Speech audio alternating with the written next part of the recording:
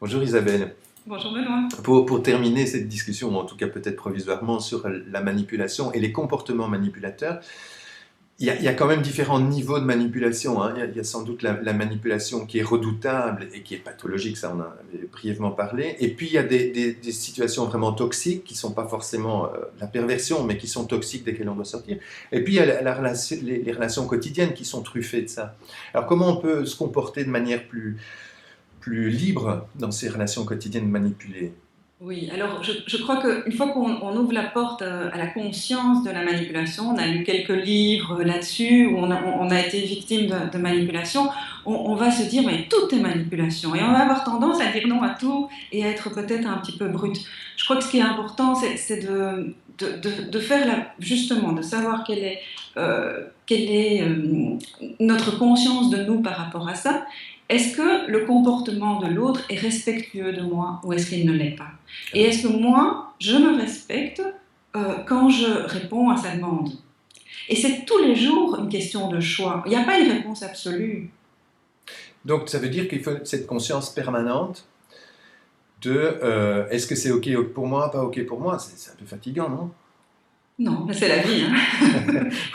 La vie, c'est un choix permanent parce que pour être en accord avec soi-même, on est toujours en train de regarder ce que j'expliquais dans une autre vidéo, la vie avec discernement. Et donc, il y a nos parents, par exemple, quand on fait un chemin thérapeutique, nous, en tant que thérapeute, on a envie de les changer.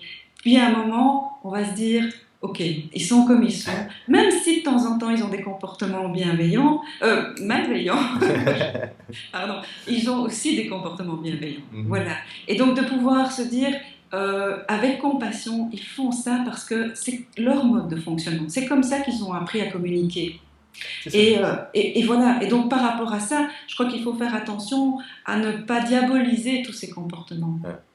Oui, tout à fait. Donc c'est ça, c'est donc cette distance ou cette conscience un petit peu distante de ce qui se passe là. On sait que c'est de la manipulation dans plein de situations et c'est pas très très grave. On comprend le message sous-jacent et bon, ben voilà, on peut composer avec. Donc l'idée c'est ça. Par contre, quand on se sent, on ne sait pas très bien pourquoi on se sent coincé dans la relation, que ça nous met éventuellement en colère, etc. C'est justement on comprend pas bien voilà. Et là, il faut se positionner. Si ça nous atteint dans notre bulle de respect, voilà, si ça va au-delà de nos limites, à ce moment-là, il faut, dans une certaine neutralité, dire non. Mais sinon, restons bienveillants.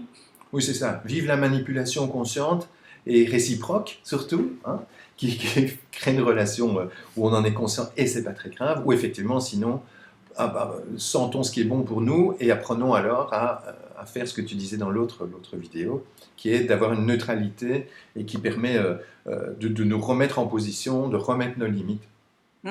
Avec fermeté. Avec fermeté. Merci beaucoup Isabelle. Merci Benoît.